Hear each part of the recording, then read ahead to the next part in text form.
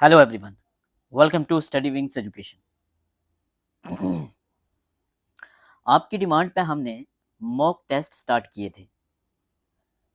अभी तक हमारे 3 मॉक आ चुके हैं ऑलरेडी और आपने देखे हैं। आज का हमारा ये 4th मॉक टेस्ट होगा। आपने करना क्या है, आपने 1 से लेके 100 तक काउंटिंग लिखनी है और जो भी क्वेश्चन मैं पढ़ूंगा उसका आपने आंसर लगाना है और उसके बाद मेरे आंसर के साथ मैच करना है। जितने भी ये हम इस लेक्चर में PYQs डिस्कस करेंगे, जितने भी हम मॉक टेस्ट के MCQs डिस्कस करेंगे, वो एक्चुअल में किसी न किसी एग्ज़ाम में आए हुए PYQs हैं। ठीक है, तो इससे आपको काफ़ी ज़्यादा बेनिफिट होने वाला है। शुरू करते हैं, ज़्यादा बात नहीं करेंगे, शुरू करते हैं अपना फर्स्ट क्वेश्चन। आप यकीन मानिए यहाँ से आपके एग्ज़ाम में 2 से 3 क्वेश्चन तो इससे 100% आएंगे ही।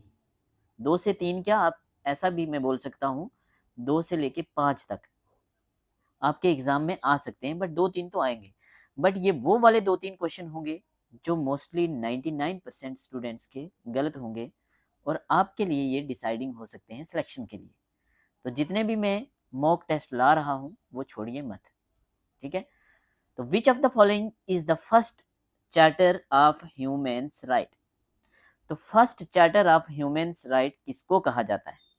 जहाँ चार्टर ऑफ ह्यूमन राइट्स का क्या मतलब है, जहाँ इक्वालिटी की बात हुई होगी, जहाँ इक्वालिटी की बात हुई होगी, लिबर्टी की बात हुई होगी, जस्टिस की बात हुई होगी, फ्रीडम ऑफ रिलीजन की बात हुई होगी, ठीक है ना, राइट टू लाइफ की बात हुई होगी।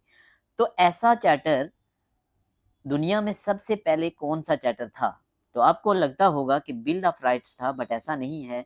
ये था the Cyrus cylinder. The Cyrus cylinder. अब ये क्या है, आप पूछेंगे कि ये साइरस सिलेंडर क्या है? तो साइरस सिलेंडर बेसिकली, साइरस जो थे, साइरस द ग्रेट जिनको हम बोलते हैं, वो पर्शिया के एम्पायर थे। किसके एम्पायर थे? पर्शिया के एम्पायर थे। Persian empire, Cyrus. पर्शिया आज के ईरान को कहते हैं।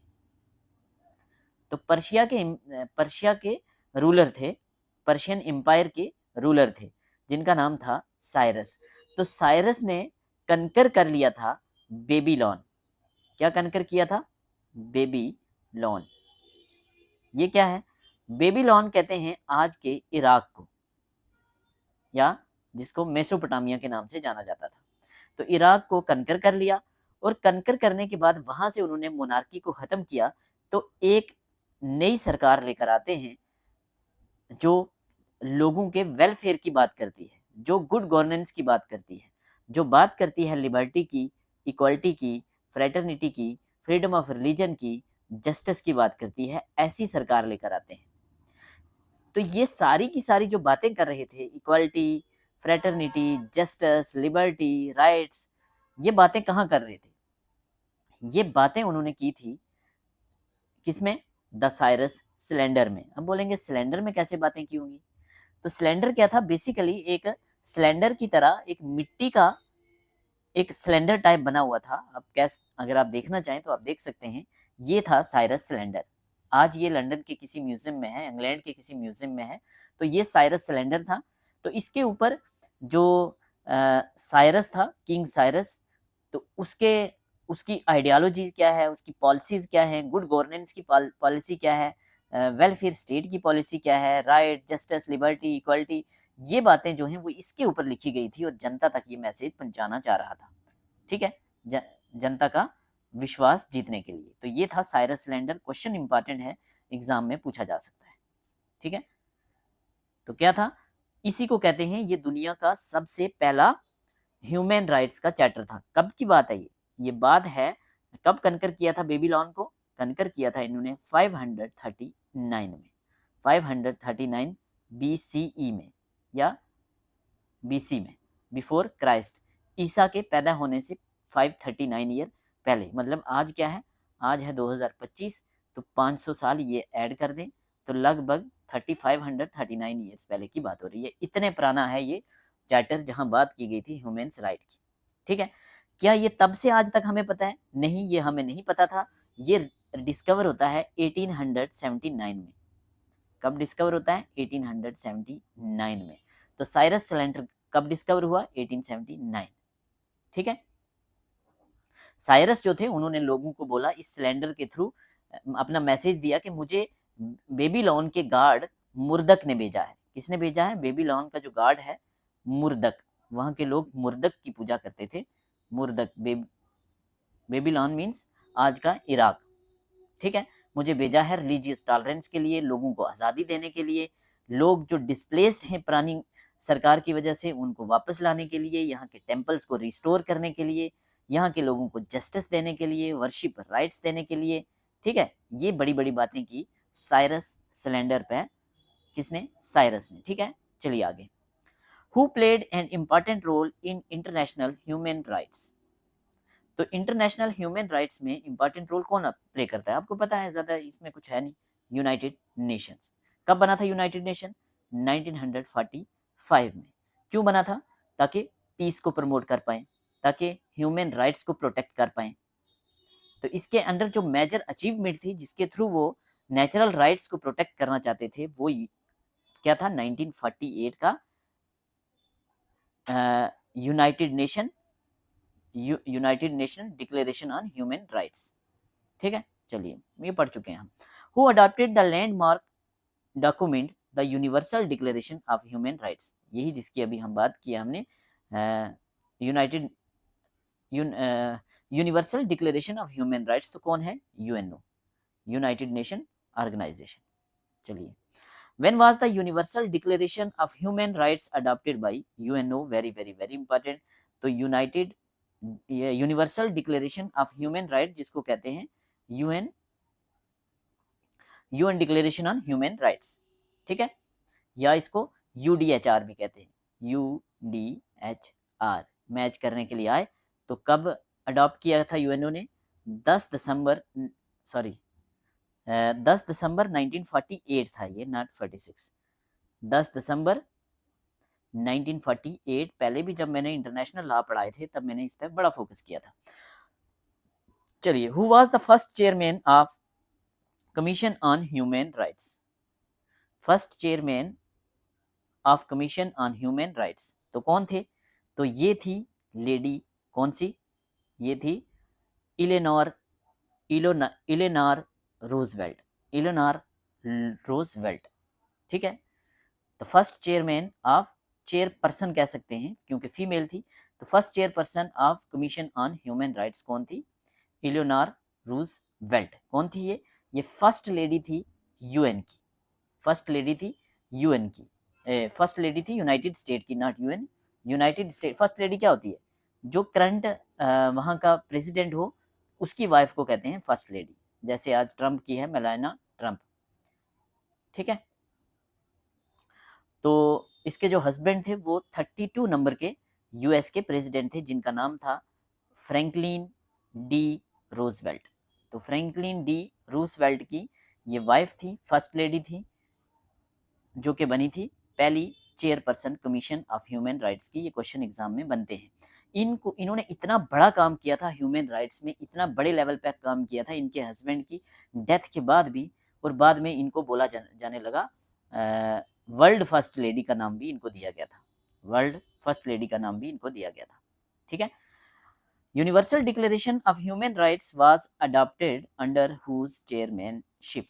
तो किसकी चेयरमैनशिप में United Declaration of human Rights को अडॉप्ट किया था 10 दिसंबर 1948 को? तो यही वाली जिनकी बात अभी की है, इलेनोर रूजवेल्ट। ठीक है।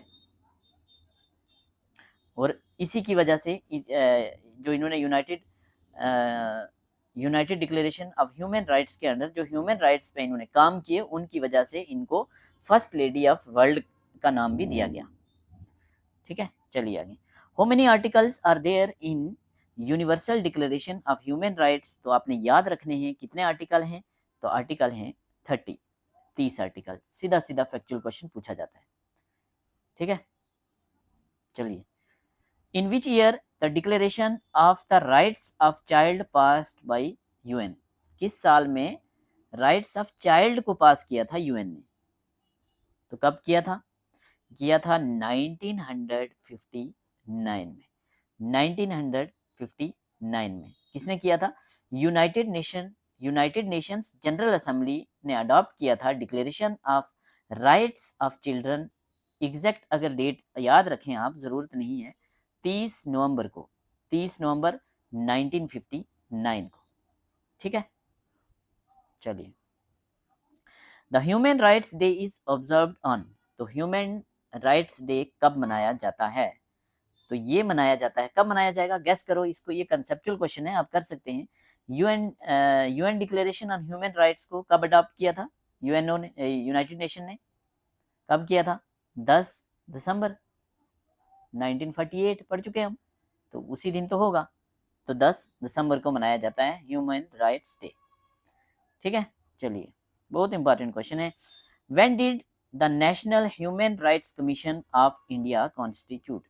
इंडिया की नेशनल ह्यूमन राइट्स कमीशन कब बनता है? तो इंडिया का नेशनल ह्यूमन राइट्स जो है वो बना था 12 अक्टूबर 1993 को।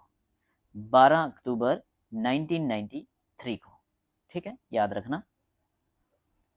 विच article in which article right to education is granted in India? तो इंडिया में हमें पता है राइट टू एजुकेशन है आर्टिकल 21A। तो राइट टू लाइफ है article 21। Right to equality before law and equal protection of law article 14। Which of the following can be chairman of National Human Right Commission? तो National Human Right Commission का chairperson कौन हो सकता है? Very very very important. कौन हो सकता है? कोई भी पर्सन तो हो नहीं सकता, वो तो कौन होना चाहिए? Any retired chief justice of supreme court. कोई भी retired chief justice supreme court का या कोई जस्टिस सुप्रीम कोर्ट का होना चाहिए। मतलब any one who is appointed by president तो होगा नहीं, एनी सिटिंग जज ऑफ सुप्रीम कोर्ट होगा नहीं, तो ऑल ऑफ दिस आंसर होगा नहीं, आंसर है इसका फर्स्ट। तो और आपने क्या क्या याद रखना है इसमें कि जो protection of human right act है 1993, उसको अमेंड किया गया था 2019 में। 2019 में अमेंड किया गया था, जिसमें बात की गई थी कि नेशनल ह्यूमन राइट कमीशन का चेयरपर्सन कौन बनेगा? एक ऐसा पर्सन जो chief justice of supreme court या जज ऑफ सुप्रीम कोर्ट रहा हो। ठीक है, ये बात याद रखना। Any retired chief justice of supreme court भी चलेगा या एनी रिटायर्ड जज ऑफ सुप्रीम कोर्ट होगा, तब भी स्टेटमेंट ठीक होगी। ठीक है, कब अमेंड किया था इसको? 2019 में, कि कोई भी chief justice, retired chief justice या कोई भी जज, रिटायर्ड जज सुप्रीम कोर्ट का। ठीक है, वही क्वालिफाई होगा चेयरपर्सन के लिए। विच of the following article of the Indian constitution prohibit child labour? Very very important. 2 article होते हैं, आपको पता है, एक्सप्लॉयटेशन वाले, राइट अगेंस्ट एक्सप्लॉयटेशन 23 होता है, आप किसी से ज़बरदस्ती मजदूरी नहीं करवा सकते, और आप ह्यूमन ट्रैफिकिंग नहीं कर सकते, इंसानों को खरीद फरोख्त नहीं कर सकते, बेच नहीं कर सकते, स्लेवरी इसी के अंडर जो है वो प्रोहिबिटेड है। तो चाइल्ड लेबर 6 से 14 साल के बच्चों से आप काम नहीं करवा सकते, आर्टिकल 24 हम पढ़ चुके हैं। तो आंसर क्या होगा इसका? आंसर होगा इसका ए, 13 का A. What is the full form of UNHCR? क्या है? United Nations high commissioner for refugee. United Nations high commissioner for refugees क्या है ये एक यूएन की एजेंसी है जो रिस्पॉन्सिबल होती है प्रोटेक्शन ऑफ रिफ्यूजीज के लिए, कि उनको ज़बरदस्ती डिस्प्लेस ना किया जाए, उनको स्टेटलेस ना छोड़ा जाए। ठीक है, मतलब मीन्स रिफ्यूजीज के प्रोटेक्शन के लिए ये एक एजेंसी होती है।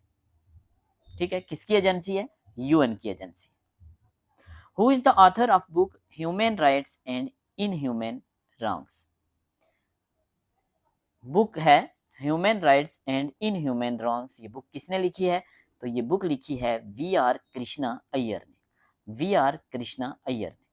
ठीक है, कौन थे वी.आर. कृष्णा अय्यर? तो वी.आर. कृष्णा अय्यर एक प्रोमिनेंट इंडियन जज थे और एक ह्यूमन राइट्स के एडवोकेट भी थे। ये सुप्रीम कोर्ट के जज भी रहे थे 1973 से लेके 1980 तक। ठीक है, इन्होंने बड़ी बड़ी जजमेंट्स दी थी ह्यूमन राइट्स को लेके, सोशल जस्टिस पे बात करते थे, ह्यूमन राइट्स पे बात करते थे। ठीक है, तो इंपॉर्टेंट पर्सनालिटी हैं, पता होना चाहिए।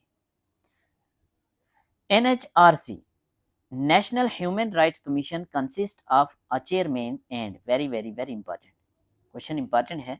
नेशनल ह्यूमन राइट चेयरपर्सन जो होता है, नेशनल ह्यूमन राइट कमीशन में एक चेयरपर्सन होता है और कितने मेंबर होते हैं, तो आपने याद रखना है नेशनल ह्यूमन राइट कमीशन में एक चेयरपर्सन होता है और 5 और मेंबर होते हैं। उसके अलावा एक्स ऑफिशियो मेंबर्स अलग से होते हैं। तो ये 5 के 5 आपको पता होना चाहिए ये कौन होते हैं। तो एक चेयरपर्सन होंगे, तो चेयरपर्सन कौन होंगे, जो कोई चीफ जस्टिस ऑफ इंडिया भी हो सकते हैं या सुप्रीम कोर्ट के जज भी हो सकते हैं।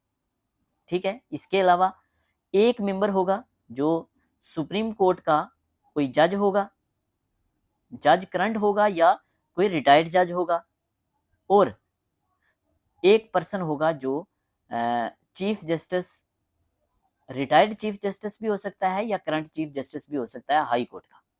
ठीक है, एक सुप्रीम कोर्ट का तो एक हाई कोर्ट का, दो तो एक चेयरपर्सन हो गया, 3 बच गए। और 3 मेंबर जो हैं वो कोई स्पेशल नॉलेज वाले 3 पर्सन होते हैं जो जिनको अपॉइंट किया जाता है, जिनमें से एक जो है वो फीमेल होनी चाहिए। ठीक है, एक हो गया चीफ जस्टिस, उसके बाद ये 5 बंदों में से 3 तो हाई नॉलेज वाले पर्सन हो गए, तो 2 हो गए, एक सुप्रीम कोर्ट का चीफ जस्टिस या कोई जज करंट भी हो सकता है, रिटायर भी हो सकता है, और दूसरा हाई कोर्ट का चीफ जस्टिस या हाई कोर्ट का जज, करंट भी हो सकता है, रिटायर्ड भी हो सकता है। ठीक है, तो 5+1। ठीक है, दूसरा क्वेश्चन यहां से बन सकता है कि नेशनल ह्यूमन राइट कमीशन के आज के टाइम में चेयरपर्सन कौन है। तो आज के टाइम के चेयरपर्सन हैं, रिटायर्ड सुप्रीम कोर्ट के जस्टिस हैं वी रामा सुब्रमणियन। वी, एक minute, V Rama Subramanian, MANIAN। ठीक है, ये गट्ठा है नाम इनका, रामा सुब्रमणियन। इंपॉर्टेंट है, नेशनल ह्यूमन राइट कमीशन के चेयरपर्सन। तो इनके अलावा कितने पर्सन होने चाहिए, 5, 2 तो जज ही हैं, हाई कोर्ट सुप्रीम कोर्ट के एक, तो एक हाई कोर्ट के, हाई कोर्ट के सबसे बड़े चीफ जस्टिस या सुप्रीम कोर्ट के चीफ जस्टिस या करंट वाले, और 3 नॉलेजेबल पर्सन।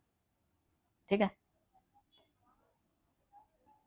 3 को अपॉइंट किया जाता है। नेक्स्ट, हेडक्वार्टर कहाँ होता है नेशनल ह्यूमन राइट कमीशन का, तो ये तो सबको पता है, दिल्ली में।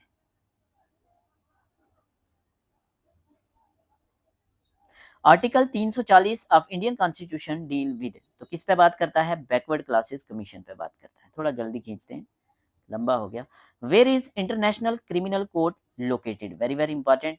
इंटरनेशनल क्रिमिनल कोर्ट ICC कहाँ है, ये है हेग में, ये है हेग में। हेग कहाँ है, नीदरलैंड में। तो इंटरनेशनल क्रिमिनल कोर्ट और इंटरनेशनल कोर्ट ऑफ जस्टिस, ये दोनों के दोनों हेग में।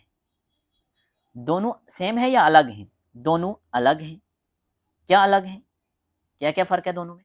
क्रिमिनल है जो क्राइम के केस देखता होगा, तो ICC means international court of criminal, ये क्या देखता है, ये इंटरनेशनल लेवल पे कोई जीनोसाइड हो रहा है, कोई वार क्राइम्स के केस हैं वो देखता है। तो इंटरनेशनल कोर्ट ऑफ जस्टिस क्या करता है, ये अलग अलग कंट्रीज के बीच में लीगल डिस्प्यूट्स जो होते हैं उनको सॉल्व करता है। ठीक है, चलिए नेक्स्ट क्वेश्चन क्या है। नेक्स्ट क्वेश्चन रहेगा आपका क्वेश्चन नंबर 20। तो ये यहाँ से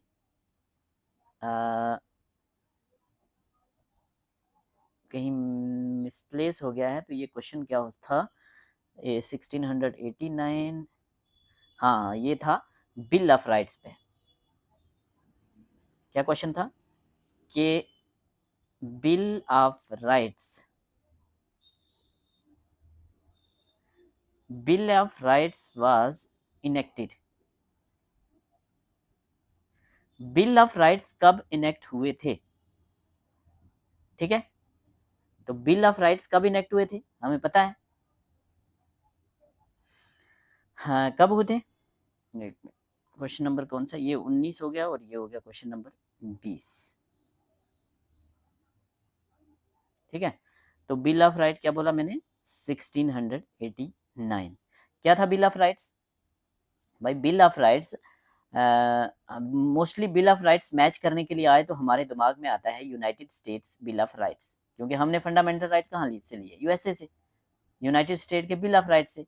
तो हम यहाँ गलती कर सकते हैं, हम यूनाइटेड स्टेट के साथ मैच करेंगे जो कि गलत हो जाएगा। But bill of rights was passed by parliament of England. कब? जब इंग्लैंड में ग्लोरियस रेवोल्यूशन हुआ था और वहां के किंग को उखाड़ के फेंका था, किंग जेम्स सेकंड को। ठीक है, तो मोनार्की को खत्म किया था, तो तब लेकर आया था इंग्लैंड क्या लेके आया था? The English bill of rights लेकर आया था, इंग्लिश बिल ऑफ राइट्स। सबसे पहले बिल ऑफ राइट्स जो इनेक्ट हुए थे वो कैसे हुए थे? As English bill of rights. तो English bill of rights England से लिए थे यूनाइटेड स्टेट ने, और वहां से लिए हमने। ये इंपॉर्टेंट है, इसीलिए मैंने थोड़ा इस पर ज्यादा टाइम लगा दिया है। Bill of rights was introduced in which nation? तो अमेरिका लगेगा, बट नहीं, इंग्लैंड। इंग्लैंड से किसने लिए? अमेरिका ने, वहां से हमने। ठीक है, इंग्लिश बिल ऑफ राइट्स थे पहले, कब? 1689 में, सॉरी 1689। उसके बाद यूएसए ने इनको कब लिया? 1791 में इनको थोड़ा रेक्टिफाई भी इन्होंने किया। The origin of Magna carta was in. तो मैग्ना कार्टा का ओरिजिन कहाँ हुआ था? तो ये सारी चीजें इंग्लैंड में ही हुई थी, सबसे पहले मोनार्की वहां से ही खत्म हुई थी। तो मैग्ना कार्टा का ओरिजिन हुआ था 1215 में इंग्लैंड में। 1215 में इंडिया में क्या चल रहा था, याद करो जरा। 1215 में इंडिया में क्या चल रहा था? 1191-92 में होती है ना बैटल ऑफ तराइन। तो यहाँ आते हैं, उसके बाद कौन आते हैं? दिल्ली सल्तनत वाले आते हैं। तो 1206 से लेके 1212 तक कौन था? कुतुबुद्दीन ऐबक था ना। तो मतलब दिल्ली सल्तनत चल रही थी ऑलमोस्ट। यहाँ इल्तुतमिश होगा आई थिंक इंडिया में। ठीक है, ओरिजिन ऑफ मैग्ना कार्टा जब इंडिया में दिल्ली सल्तनत चल रही थी 1215, इंपॉर्टेंट है। क्या क्या था actually Magna carta?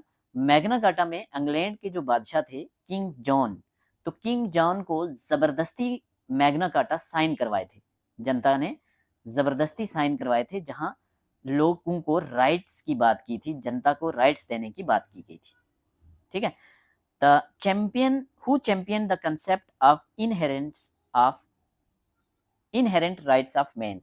Inherent right of man का मतलब क्या होता है? इनहेरेंट राइट ऑफ मैन का मतलब क्या होता है? इसका मतलब है कि नेचुरल राइट्स की बात की है। तो नेचुरल राइट्स की बात करने वाले कौन थे, याद करो जरा। जॉन लॉक थे ना। ठीक है, जॉन लॉक पढ़ चुके हैं हम, जॉन लॉक डिटेल में।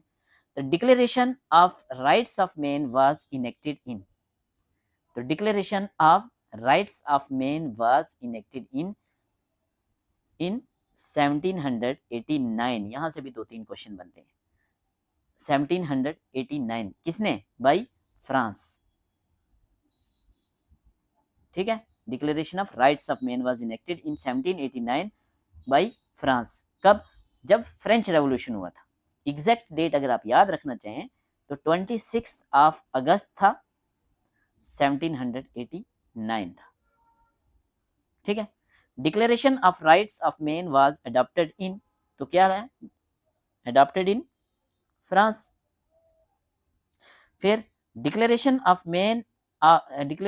Rights of man was introduced in the wake of French revolution.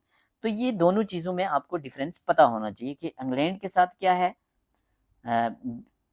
Bill of rights, English bill of rights England, या बिल ऑफ राइट्स खाली बात हो तो वो भी इंग्लैंड, इंग्लैंड से यूएसए।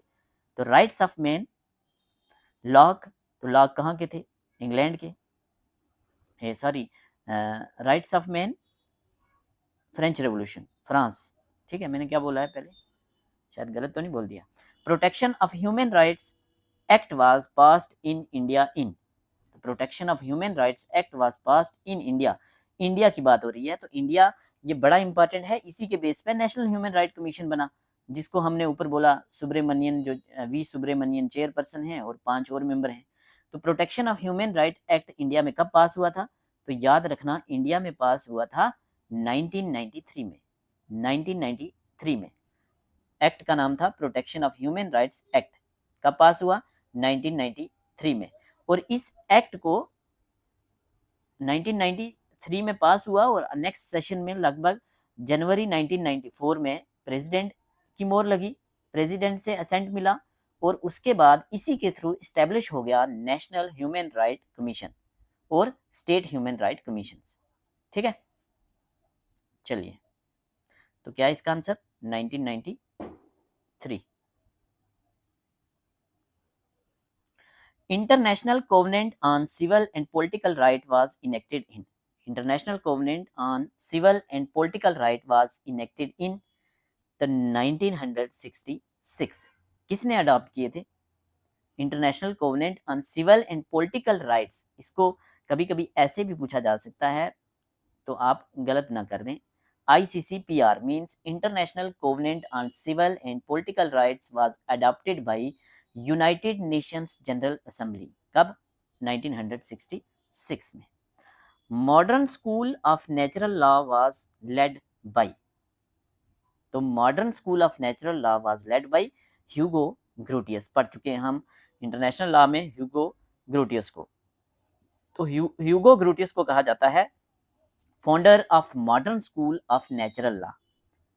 वो फर्स्ट पर्सन थे जिन्होंने, first person to ground natural law in human reason. इनको father of modern international law भी कहा जाता है। Father of modern international law किसको कहा जाता है, ह्यूगो ग्रोटियस को। इनकी एक इंपॉर्टेंट बुक हमने पढ़ी थी इंटरनेशनल लॉ में, on the law of war and peace 1625, जिसको लेटिन भाषा में क्या कहते हैं, लेटिन भाषा में जिसको कहते हैं, एग्जाम में पूछा जा सकता है, हम वहां पढ़ चुके हैं, डी जूरे बैली, डी जूरे बैली एक् पैसिस।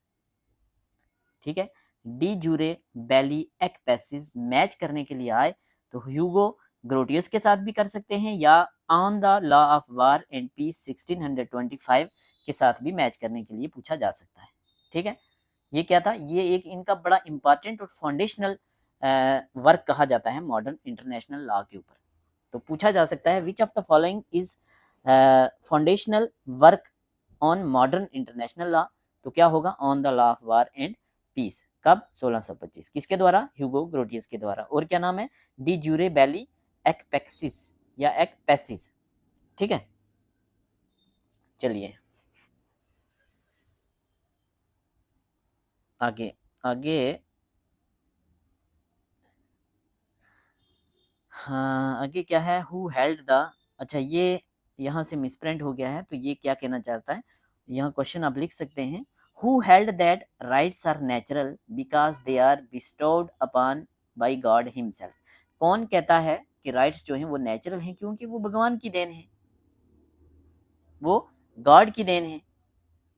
तो कौन कहता है, ये बात कहते हैं एक्विनस, ये बात कौन कहते हैं, एक्विनस। एक्विनस क्या कहते हैं, एक्विनस कहते हैं कि राइट्स जो हैं ये नेचुरल हैं, क्यों, क्योंकि ये गॉड ने दिए हैं, भगवान ने दिए हैं। Who is regarded as the greatest master of natural law, तो greatest master of natural law अगर आ जाए तो आप इसका आंसर जो है वो एक्विनस ही लगाएंगे। क्या लगाएंगे, एक्विनस लगाएंगे। अगर एक्विनस नहीं है तो फिर आप लगा सकते हैं कौन, फिर आप लगा सकते हैं जॉन लॉक। ठीक है, फिर आप लगा सकते हैं जॉन लॉक। तो यहाँ एक्विनस नहीं है तो जॉन लॉक, अगर एक्विनस होता तो आप एक्विनस लगाते। द मैग्ना कार्टा ग्रांटेड, तो मैग्ना कार्टा क्या गारंटी करता था, मैग्ना कार्टा गारंटी करता था civil and political right, civil and political rights. ठीक है, याद रखना not civil and legal rights, not political rights, sorry, civil और लीगल राइट्स की बात करता था मैग्ना कार्टा। ठीक है, सिविल राइट्स, ठीक है, सबको सिविल राइट मिले, लीगल राइट्स कानून की नज़र में सारे बराबर हों। Chief exponent of natural right theory, तो नेचुरल राइट थ्योरी के चीफ एक्सपोनेंट कौन है? John Locke. ठीक है, who coin the term species being, species है ये एक्चुअली, एस मिस है यहाँ, स्पीसीज बीइंग की टर्म किसने काइन की थी? तो यहाँ जो ऑप्शन के हिसाब से है इसका आंसर, ऑप्शन के हिसाब से यहाँ मिस हुआ है, तो इसका आंसर है, आप ध्यान से इसका आंसर देख सकते हैं, इसका आंसर है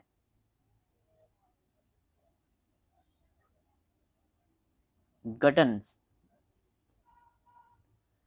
नहीं गटन नहीं, इसका आंसर क्या है, सॉरी, ल्यूडविक था, सॉरी, ल्यूडविक। ठीक है, ल्यूडविक इसका आंसर है, बट अगर ल्यूडविक ऑप्शन में ना हो तो कुछ कुछ जगह इसका आंसर कार्ल मार्क्स दिया हुआ है, बट कार्ल मार्क्स ने टर्म कॉइन नहीं की थी, कार्ल मार्क्स ने स्पीसीज बीइंग को काफ़ी ज़्यादा पॉपुलराइज किया था। ठीक है, कार्ल मार्क्स ने क्या किया था, पॉपुलर किया था इस टर्म को, स्पीसीज बीइंग को। काइन करने वाले ल्यूडविक थे, Ludwig. European convention of human right was sign in, तो European convention of human rights जो है वो 1950 में साइन किया गया था। कहाँ किया गया था? रोम में किया गया था। ठीक है, रोम में किया गया था।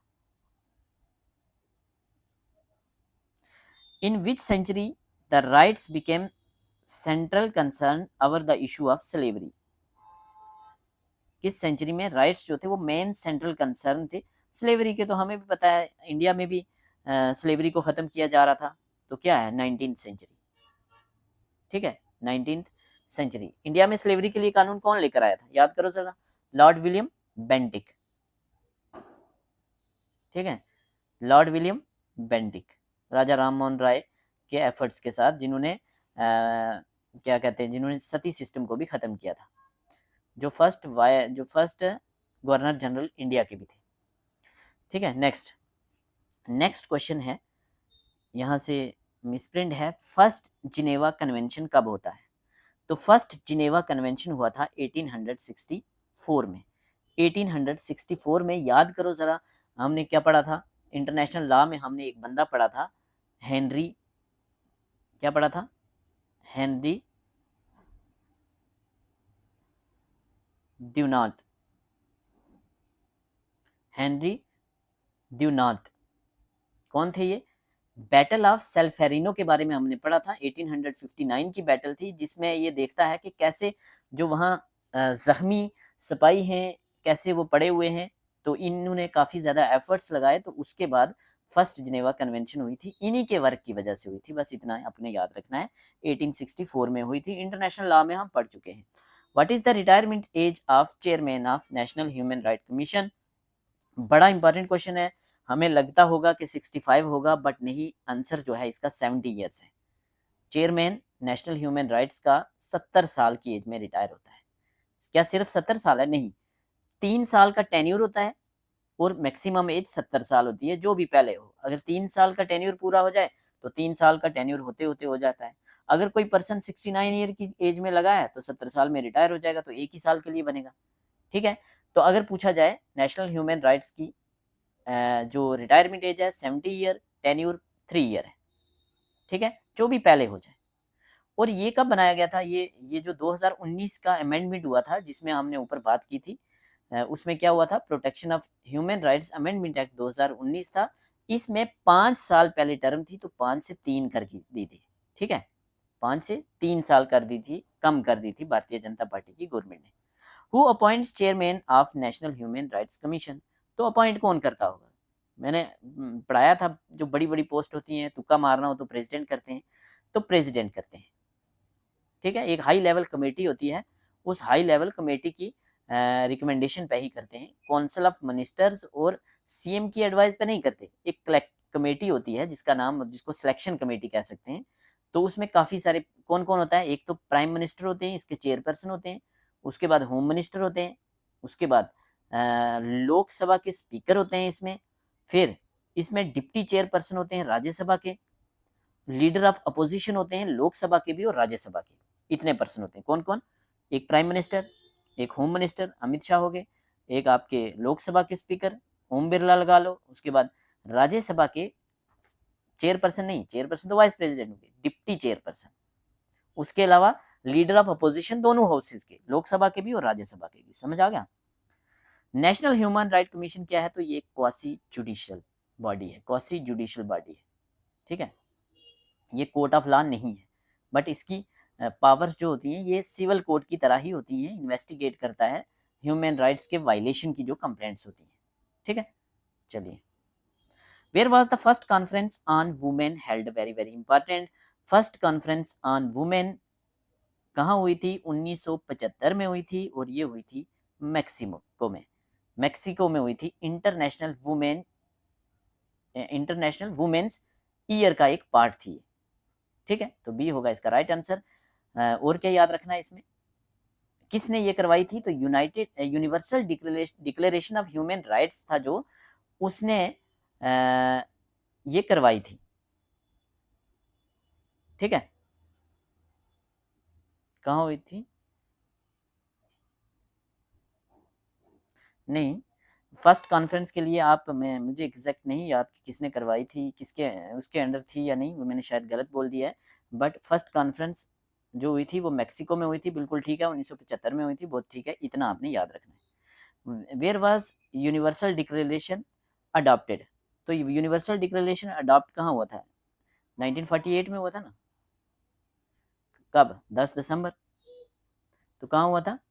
अडॉप्ट हुआ था पेरिस में, ठीक है। किसने अडॉप्ट किया था? United nation general assembly. When was the protection from domestic violence act पास? तो जो डोमेस्टिक वायलेंस एक्ट होता है फीमेल्स के लिए, जिसको कहते हैं protection of women from domestic violence act, पूरा नाम है इसका, protection of women from domestic violence act. तो ये 2005 का है, आप याद रखेंगे, ज़्यादा बातें नहीं करेंगे, जिसमें फीमेल्स के लिए कि फिजिकल वायलेंस या sexual violence, verbal violence, psychological abuse, domestic violence, सास ससुर हस्बैंड, ये सारी इनके थ्रू ये पूरी चीज़ें कवर होती हैं। First wave of women's movement stood mainly for? तो बड़ा इंपॉर्टेंट क्वेश्चन है, क्या आंसर होगा इसका? इसका आंसर होगा राइट टू वोट। इसका मतलब यहाँ से क्वेश्चन कितने बन सकते हैं? यहाँ से 3-4 क्वेश्चन बनेंगे। कौन कौन से? पहला तो होगा first wave of women movements कब चली थी? तो ये 19th और 20th सेंचुरी में थी, ठीक है। यहाँ क्या बात हुई थी? यहाँ लीगल राइट्स की बात हुई थी, legal rights and right to vote की, किसके लिए? फीमेल के लिए, वुमेन सफरेज की बात हुई थी, ठीक है। First wave of women's movement. फिर उसके बाद आप याद रखेंगे second wave of women's movement. तो इसका टाइम पीरियड आपने याद रखना है, इसका सेकेंड वाली का टाइम पीरियड होगा 1960 से लेके लगभग 1990 के बीच में। तो ये यहाँ किसकी बात हुई थी? यहाँ इक्वालिटी की बात की थी ऑल एरियाज में, ठीक है। Equality, gender equality, male female बराबर होंगे, मेल को जो अधिकार हैं वो फीमेल्स को मिलने चाहिए हर एरियाज में, वर्क प्लेस में, राइट टू एजुकेशन में, फैमिली में, सारी चीज़ों में। तीसरी वेव थी जो, वो थी 1990 से लेके 2000 तक, ठीक है। यहाँ इंडिविजुअल आइडेंटिटी एंड डाइवर्सिटी पे बात हुई थी। और फोर्थ वेव थी जो, वो थी 2010 से लेके आज तक, 2000 या 2010 से लेके आज तक फोर्थ वेव चल रही है। तो इसके साथ मैच करने के लिए आए तो आप कह सकते हैं सोशल जस्टिस, डिजिटल एक्टिविज्म, इन सारी चीज़ों पे बात हुई थी। तो 4 वेव्स आपको पता होनी चाहिए। First wave of women movement, second, third, fourth. First 19-20 की सेंचुरी में, जहाँ लीगल, जहाँ क्या बात हुई थी? जहाँ right to vote means political rights की बात कह सकते हैं आप, या लीगल राइट्स की बात कह सकते हैं, ठीक है। सेकंड 1960 से 1990 इक्वालिटी सब स्फेयर्स में वुमेन्स बराबर हैं। उसके बाद 1990 से 2000 या 2010 इंडिविजुअल आइडेंटिटी एंड डाइवर्सिटी। और उसके बाद 2010 से आज तक fourth wave digital activism, social justice, society में जस्टिस। जो मार्क्सिस्ट हिस्टोरियन हैं वो कहते हैं कि सबॉर्डिनेशन ऑफ वुमेन, मतलब औरतें जो हैं सबॉर्डिनेट हैं मेल से। कैसे हुई हैं ये? तो ये कहते हैं कि प्राइवेट प्रॉपर्टी का कंसेप्ट आया और फीमेल जो है वो सबॉर्डिनेट होगी। ठीक है, ये एंजल का एक मतलब एक बुक थी, origin of family, private property and state, तो इसके बीच में ये बात की गई है। National commission for women was set up in, तो नेशनल कमीशन फॉर वुमेन कब सेट किया गया था? तो ये सेट किया गया था जनाब 1992 में। 1992 में, कब? जनवरी 1992 आप कह सकते हैं। चलिए नेक्स्ट है पॉजिटिव राइट्स। यहाँ क्या था? हाँ, यहाँ पूछा था first generation rights. First generation rights जो थे वो क्या थे? तो फर्स्ट जनरेशन राइट थे नेगेटिव राइट्स। नेगेटिव राइट्स, ठीक है। आपने यहाँ याद रखना है 3 जनरेशन के राइट्स होंगे, first generation, second generation, third generation. तो फर्स्ट जनरेशन जो थे, फर्स्ट जनरेशन राइट्स को कहा जाता है negative rights, second generation rights positive rights, और third generation rights collective rights. First generation rights में बात लिबर्टी की होती है, राइट टू लाइफ की होती है, राइट टू स्पीच की होती है, राइट टू वोट की होती है। सेकंड जनरेशन राइट्स में राइट टू इक्वलिटी की होती है, right to work, right to education, right to health, ये सेकंड जनरेशन में आते हैं। तो थर्ड जनरेशन राइट को ग्रीन राइट्स भी कहते हैं। ठीक है, इनकी नेचर कलेक्टिव है, जैसे right to have a healthy environment, means एक अच्छे इन्वायरमेंट की बात होती है, पीस की बात होती है। ठीक है, तो first generation negative, second generation positive, third generation collective, ये एग्जाम में क्वेश्चन बनते हैं। Which of the following generation of rights are known as green rights? तो अभी मैंने बात की ग्रीन राइट्स कौन से होंगे? थर्ड जनरेशन वाले। सेकंड जनरेशन क्या है? Nature positive. Third generation collective, अच्छा environment. First generation negative generation right, right to life, speech, vote, किस में आएंगे? First generation. Right to work, education, health, second generation. एक अच्छा इन्वायरमेंट हो रहने के लिए, पीसफुल इन्वायरमेंट हो, तो third generation. Right to information act came to force in, तो right to information RTI act 2005 में आया था इंडिया में। ठीक है, चलिए which one of the following categories of fundamental rights incorporates abolition of untouchability? तो अनटचेबिलिटी राइट टू इक्वलिटी में आता है। राइट टू इक्वलिटी आर्टिकल 14 से लेके आर्टिकल 18 तक है, जिसमें 17 आर्टिकल अनटचेबिलिटी की बात करता है। ठीक है, 18 आर्टिकल टाइटल खत्म करने की बात करता है। Right to freedom of religion 25 से 28, राइट टू इक्वलिटी 14 से 18, राइट टू फ्रीडम 19 से लेके 22, राइट अगेंस्ट एक्सप्लॉयटेशन तो 23, 24, स्लेवरी और फोर्सफुल लेबर या ह्यूमन ट्रैफिकिंग 23, चिल्ड्रन बच्चों से आप काम नहीं करवा सकते 24। ठीक है, चलो का लेक्चर काफ़ी लंबा हो गया है, तो इस लेक्चर में हम 50 क्वेश्चन तक रखते हैं। नेक्स्ट में हम अगले नेक्स्ट 50 करेंगे। आप मुझे कमेंट सेक्शन में बताएं कि ये हमारे आज के क्वेश्चन कैसे थे। नेक्स्ट इसका जो नेक्स्ट 50 हैं वो मुझे कवर करने चाहिए या नहीं करने चाहिए। अगर आपकी वोटिंग हुई करने चाहिए, अगर आपको अच्छे लगे ये तो मैं करूँगा, नहीं लगे तो नहीं करूँगा। हमने जो आपका पॉलिटिकल साइंस का लेक्चरर का सिलेबस है उसके कंसाइज शॉर्ट रिवीजन नोट्स बनाए हैं लास्ट मिनट रिवीजन के लिए, तो वो आप अगर अवेल करना चाहते हैं तो डिस्क्रिप्शन में लिंक है, वहाँ से अवेल कर सकते हैं। Thank you so much.